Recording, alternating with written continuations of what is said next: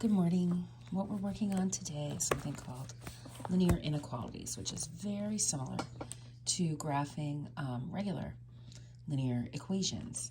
The only thing that's different is how we make the lines that we draw, and we do something extra called shading afterwards, which we'll talk about. So when we have a linear inequality, it's going to be written something like this. I'll have something like y is greater than, say, 2x minus 1, where I have this for my inequality. Okay. My m here would be 2 over 1. My b would be negative 1. So I would draw my line, but since this right here, we have this greater than sign. If you have just a greater than or just a less than sign, you are going to make a dotted line. Okay? And if you have something like this over here, but you have a greater than or equal to or less than equal to sign, you will make a solid line. Okay? After you've drawn your line, you're going to shade either above or below the line.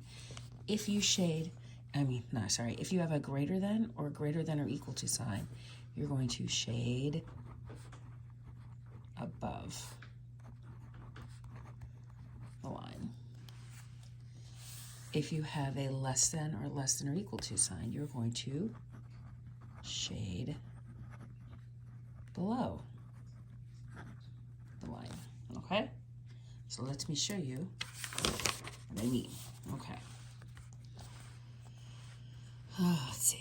Okay. So, wiggly, huh? Looking at this first one, we have, now remember, this is all in y equals mx plus b form, okay? So my m here is 2 over 1, my rise over my run, and my b here is 1, okay? So now I can make my line. The first thing I do always is plot b, so I go from here, so I go to 0, 1 on my y-axis. Here's my first point. And then I'm going to rise 2 and run 1. So I go up 2, 1, 2, and I run 1. Now, since this is just a greater than sign, I'm going to make a dotted line. So I'm going to go like this. If you use a ruler, it'll look better, but there you go. I don't have a solid line here. It's greater than, so I have a dotted line. Now, this is a greater than sign. Since it's a greater than sign, I'm going to shade above the line. So I'm going to make a shade above. And that's all there is to it. That's it. Not too hard, right? So let's take a look at the next one. I have my m is 1 over 2, my rise over my run. My b is negative 2. So this, I wrote 1, didn't I? 2. So I go here to negative 2. Whoa, I keep bumping the table. And then my rise is 1, and my run is 2. So I go here.